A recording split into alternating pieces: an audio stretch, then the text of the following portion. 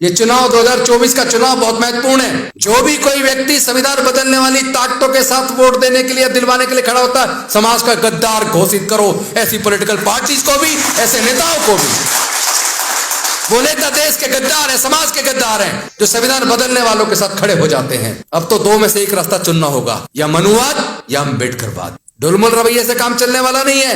एक इस नाव पे पैर, एक इस नाव पे पैर डूबना तय है। जिंदा रहना है तो जिंदे होने का सबूत पेश करो, लड़ाई लड़ो। तय करना पड़ेगा, या तो अम्बेडकरवाद, या तो आप संविधान के साथ हैं, इंसानियत के साथ है, न्याय के साथ हैं, या फिर आप मनुवाद के साथ हैं। आप संविधान बदलकर मनुस्मृति लाने वाले लोगों के साथ हैं। फिर समाज तय कर लेगा किसको जिताना है। अभी तो उन्हें इस बात की चिंता शुरू हो जानी चाहिए, 88% अपना हक लेने आ गया है। तुम्हारी ताकत है तो रोक लेना, रोक नहीं पाओगे। और जो भी राजनीतिक पार्टी सामाजिक न्याय के रास्ते में बाधा बने, उसे उखाड़ के फेंको। वोट हमारा, राज तुम्हारा, कब तक चलेगा? जिसकी जितनी संख्या भारी उसकी इतनी हिस्सेदारी। ये केवल कहने से नहीं, इसको आंदोलन में परिवर्तित कर दो और इसी चुनाव में कर दो। इनके कैरेक्टर में भ्रष्टता है, न्याय नहीं है। आपको न्याय नहीं देना चाहते और आप न्याय मांगते रहना, कभी भी नहीं मिलेगा। न्याय लेना तो लड़ना सीखो, और जीतना है तो मरना सीखो। अगर मरने को तैयार नहीं है तो जीतने की कल्पना करना छोड़ दो। वैसे भी गुलाम तो वैसे भी मरे के बराबर होता है। लंबा जीवन जी का करना क्या है? जिंदगी 4 दिन की हो, स्वाभिमान की होनी चाहिए। अगर आपका इज्जत नहीं है, आपका स्वाभिमान नहीं है,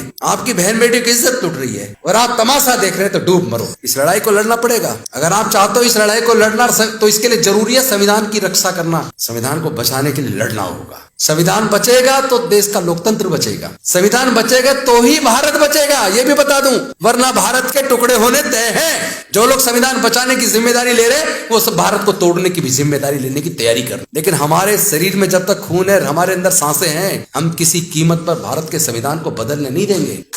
इस सपने को छोड़ दें, वो देखना ये सपना उनका सपना रह जाएगा। वो कह रहे हैं कि हिंदू खतरे में है, धर्म खतरे में, तुम्हारी सबकी जिम्मेदारी SC ST OBC की है धर्म की रक्षा करने की। तुम तो करो धर्म की रक्षा, हम देश की सत्ता, संसाधन, सारा व्यापार, इसको हम देख लेंगे। तो भैया तुम अपना धर्म की रक्षा करो और देश का शासन, सत्ता, सुप्रीम कोर्ट, हाई कोर्ट, तमाम संवैधानिक संस्थाएं, सारा देश का व्यापार, सारे नेचुरल रिसोर्सेज, वो देख लेंगे। वो देख रहे हैं, उस सब पे उनका कब्जा है। आपको अकल कब आएगी? भाई जितने आज तक देश में दंगे में, उसका सर्वे कर लीजिए, RTI लगाकर उसकी सूचना ले लीजिए। दंगों में जो मारे गए वो किस जाति और किस धर्म के थे। उसके बाद दंगों में जो पकड़े गए दंगा करने के लिए, वो किस जाति और किस वर्ग के थे, और जिनको सजा हुई वो किस जाति और किस धर्म के थे, और कोर्ट को केस को लड़ने के लिए जिनकी प्रॉपर्टी बिकी, पूरी जिंदगी उन्होंने अपनी लगा दी सब कुछ बेचकर, वो किस जाति और किस धर्म के थे। अगर इतनी छोटी सी बात आप जान ले तो आपको समझ आएगा। आपका इस्तेमाल हो रहा है, आपको पता ही नहीं है। अगर कावड़ लेने जाने से कोई अमीर बनता, कोई ताकतवर बनता, तो पुजारियों के बच्चे भी कावड़ लेने जाते, मंत्रियों के MP MLA के बच्चे भी कावड़ लेने जाते, व्यापारियों के बच्चे भी कावड़ लेने जाते। वो तो कावड़ लेने जाते नहीं, तुम क्यों जा रहे हो? जवाब है किसी के पास? तुम्हें क्या मिला? क्या कोई बताएगा कि 23 साल के अंदर ये कावड़ की यात्रा कहां से कहां पहुंच गई? पहले कहीं टेंट नहीं लगते थे, सारा सरकारी पैसा हमला सारा लगाया जाता है। क्यों?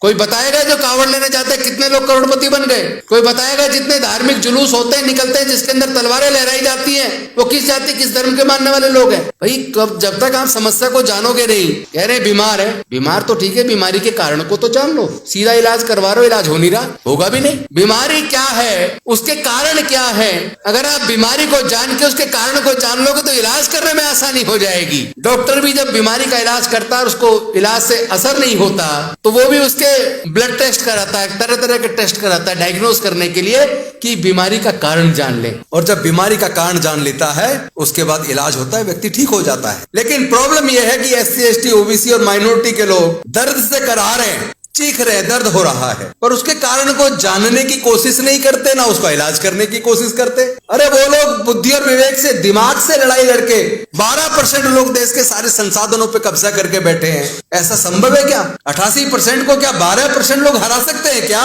डाइवर्सिटी का सिद्धांत लागू होना चाहिए, लेकिन होगा कब? आप धर्म की रक्षा करो ना, तुम्हें क्या लेना डाइवर्सिटी से? 15 सालों में 1.5 लाख से ज्यादा सरकारी स्कूल बंद हो गए, आपको पता ही नहीं है। अरे हम भी स्कूल से पढ़े, सरकारी में पढ़ के आए भाई, बहुत बढ़िया पढ़ाई होती थी सरकारी सरकारी स्कूल में, हम भी वहां से पढ़ के फिर वकील बने, कामयाब वकील बने, एमएलए बने, मंत्री बने, तो वो भी कामयाब बने। ऐसे नहीं बन के बैठ के आता जाता कुछ नहीं है। पढ़ना पड़ता, अध्ययन करना पड़ता, सच को जानना होता है। आप पढ़ेंगे नहीं, जानेंगे नहीं सच को, आंख मीच के लड़ाई लड़ रहे हैं। अरे कभी तो सोचो, जब हम सरकारी स्कूलों में पढ़ते थे, सारे सरकारी स्कूल होते थे, प्राइवेट होते नहीं थे, पढ़ाई का स्तर एक जैसा था। टीचर करता तो था भेदभाव, जैसे मैं आगे सीट पे बैठ के तो मुझे उठा के पीछे बिठा देता था, अपने बच्चों को आगे बिठा देता था, पक्षपात तो होता था। लेकिन ब्लैक बोर्ड पर जब वो चौक लेकर पढ़ाता तो सबको एक जैसा था ना। जिसके अंदर दम होता था वो डॉक्टर अम्बेडकर बन जाता। कहते हैं मेरिट नहीं है, काबिलियत नहीं है। जैसा केसी त्यागी जी बता रहे थे कि वो डॉक्टर कहते थे लोग मर जाएंगे, ऐसे ऐसे डॉक्टर बन रहे हैं 15-20% मार्क्स पे। अगर एक भी रिजर्व सीट से डॉक्टर बने व्यक्ति से ऑपरेशन में कोई अगर अंदर पेट में कुछ छूट जाता तो ये 50 जगह एग्जाम्पल देते, एक एग्जाम्पल आज तक कोई नहीं दे पाया। मैं ऑन रिकॉर्ड दावे के साथ कह सकता हूं। एक भी पुल जितने गिर रहे हैं, अगर उस पुल को बनाने का इंजीनियर इंचार्ज अगर कोई ऐसी होता तो अखबारों में ऊपर मोटे मोटे शब्दों में नाम छपा होता कि कोटे से चुन के आ गए और देखो इनमें काबिलियत नहीं है, देखो ये ब्रिज गिर गया। ये जितने पुल गिर रहे हैं, जितने ऑपरेशन में अंदर कुछ छूट रहा है, ये वही कैपिटेशन की, वही जो अपने आप को सोकोल्ड अपर कास्ट बोलते हैं ना, ये सब उनकी वजह से हो रहा है। वही शामिल है, उन्हीं के ऑपरेशन फेल होते हैं, उन्हीं के बनाए पुल गिरते हैं, क्योंकि भ्रष्ट लोग हैं। मेन स्ट्रीम मीडिया, जिसको गोदी मीडिया कहते हैं, बेसिकली वो बीजेपी के प्रवक्ता है। उन्हें देखना बंद करो, मैं कितने बार कह चुका हूं, उन्हें मत देखो, क्योंकि उनका काम, उनको एजेंडा, उनको पैसा इसीलिए दिया जा रहा है कि तुम्हें तो केवल महिमा मंडन बीजेपी और उनके नेताओं का करना है, उसको किसी भी तरह सत्ता में वो बने रहें। लेकिन वो जितनी मर्जी ताकत लगा ले, 2024 में 200 से नीचे आ जाएंगे, ये हम आपको बता रहे हैं आज। वो जितने सारे पूंजीपतियों के साथ लगा लेना, अपने सारे मीडिया, मेन स्ट्रीम मीडिया को लगा लेना, हम भी इधर पूरी तरीके से दंड बैठक लगा कर तैयार हैं। इस बार 2024 में 200 से नीचे लाना उन्हें, और अपनी लड़ाई, हमें कोई ये भी नहीं है कि भाई कांग्रेस आए कौन आए, 27 से मुझे लेना देना नहीं है, कुछ भी कौन आए, बस संविधान को बचाने के लिए इस एनडीए को हराना जरूरी है। इसके बाद दूसरी लड़ाई भी शुरू होगी, उसकी भी तैयारी कर लेना। जब ये एनडीए हारेगा और इंडिया की सरकार बनेगी, फिर जिस सामाजिक न्याय की को मुद्दा बना के हम उनको ताकत देने वाले हैं ना, उसको लागू करवाना इतना आसान नहीं होगा। जो लोग कह रहे हैं हमने 2011 में जातिगत जनगणना करवाई थी, मैं पूछना चाहता हूं उसके आंकड़े जाहिर क्यों नहीं किए? कौन जिम्मेदार था? 1992 में जब सुप्रीम कोर्ट की जजमेंट आ गई मंडल कमीशन पर Indira Sahni versus university case में, उसको नोटिफिकेशन करने में 1 साल क्यों लगा? ईडब्ल्यूएस में तो 1 दिन में कर दिया, तुमने क्यों 1 साल लगाया? जातिगत जनगणना के आंकड़े जारी क्यों नहीं किए तुमने? तुम्हें भी बताना पड़ेगा। लेकिन फिर भी हम उन सब बात को भूलने को तैयार हैं, क्योंकि सामाजिक न्याय की लड़ाई और देश के संविधान और लोकतंत्र को बचाने की लड़ाई ज्यादा बड़ी है। तुम्हें तो हम बाद में देख लेंगे, तुम्हें बाद में देख लेंगे हम। अगर तुमने सामाजिक न्याय नहीं दिया तो ध्यान रहे, मरते मरते तुम्हें जीवन दान दे रहे हैं हम। खत्म तो तुम हो ही लिए थे, आ गए ना सामाजिक न्याय पे, तभी तो बचाने हम चले। तो हम तुम्हें बचाने का वादा कर रहे हैं, तुम्हें सत्ता देने का भी वादा कर रहे हैं, लेकिन तुम अपना वादा सामाजिक न्याय देने का भूल मत जाना। मैं एक बात पूछना चाहता हूँ, 1951 में काका कालेलकर आयोग बना, पिछड़े वर्गों को रिजर्वेशन देने के लिए उसकी रिपोर्ट आई, खत्ते में चली गई। फिर लगभग 1978 में बना, मंडल जी के नेतृत्व में, उसकी भी रिपोर्ट आई और खत्ते में चली गई। 7 अगस्त 1990 को घोषणा तो हुई, बीपी सिंह जी ने घोषणा की लागू करने की, लेकिन घोषणा करने से पहले 10-20 दिन प्रचार ये भी करवा देते किसको दिया जा रहा है, किसके लिए, क्यों है। पूरे देश में जो आगजनी हुई, जो सार्वजनिक संपत्ति फूंकी गई, इतना विरोध झेलना पड़ा, सारा का सारा विरोध SC ST लोगों ने झेला, और विरोध करने वाले OBC, जिनके लिए मंडल कमीशन की सिफारिश से लागू हुई, वही लोग आगजनी में और पूरे देश को बंद करने में शामिल। अगर वो सरकार उस वक्त ये बता देती कि ये SC ST का नहीं बढ़ाया जा रहा, ये पिछड़े वर्गों को भी न्याय मिले, उसमें कौन कौन सी जातियां, अगर इसको भी ढंग से वो थोड़ा प्रचार कर देते तो किसी की ताकत नहीं थी बीपी सिंह जी की सरकार को गिराने। लेकिन इसके बाद देखो खेल क्या हुआ। 7 अगस्त 1990 को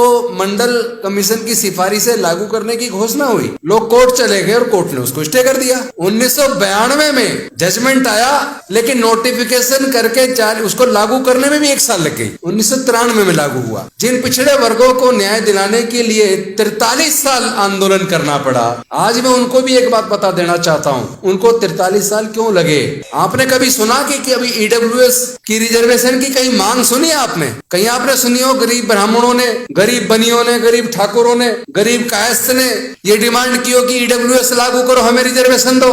उनकी ताकत देखिए कि उन्हें बिना मांगे 4 दिन के अंदर रिजर्वेशन मिल गया 10%। और वो सुप्रीम कोर्ट जो कहती है कि पहले सर्वे करवाओ, डाटा होना चाहिए, कितनी इनकी पॉपुलेशन है वो बताओ, कितने इनका रिप्रेजेंटेशन है वो बताओ, और इसी आधार पे सुप्रीम कोर्ट में उनके खिलाफ ऑर्डर हो जाते हैं। लेकिन जब बात ईडब्ल्यूएस की आई, मैं पूछना चाहता हूं ये 10% क्यों? जिनकी सारी जनसंख्या मिला के 12% है, उनको 10% ईडब्ल्यूएस बिना मांगे 4 दिन में दे दिया, और बिना किसी डिमांड के, बिना किसी आंदोलन के, बिना किसी सर्वे के, बिना किसी कमीशन अपॉइंट किए 1 दिन में कैबिनेट में पास, अगले दिन लोकसभा में पास, राज्यसभा का उस दिन सत्र खत्म हो गया, 1 दिन बढ़ा दिया, अगले दिन राज्यसभा में पास, और चौथे दिन राष्ट्रपति के सिग्नेचर होकर रात को ही नोटिफिकेशन होकर लागू हो गया। 4 दिन लगे, और आपको कितना लगा? 43 साल।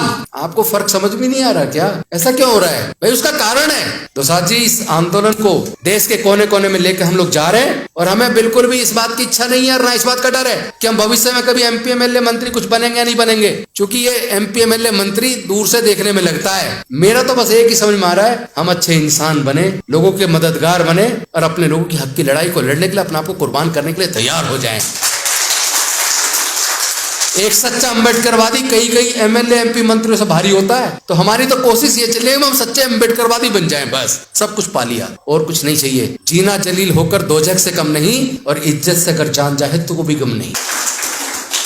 बस इन शब्दों के साथ कि आप इसको एक भाषण के तौर बना लें, ये मेरे दिल की भावना है। मैं मर सकता हूँ, ना कभी बिकूंगा, ना कभी झुकूंगा, ना कभी डरूंगा। जिसने मुकदमा बना के जेल में डाल ले, जेल में जाके भी बहुत लोगों ने आंदोलन लड़ा, जेल में रह के भी आंदोलन करेंगे, और रोड पे भी आंदोलन करेंगे, और अगर संसद में गए वहां भी आंदोलन करेंगे। जाए या ना जाए, आंदोलन नहीं रुकेगा। इन्हीं शब्दों के साथ बहुत बहुत धन्यवाद। नमो बुद्धाय, जय भीम, जय भारत।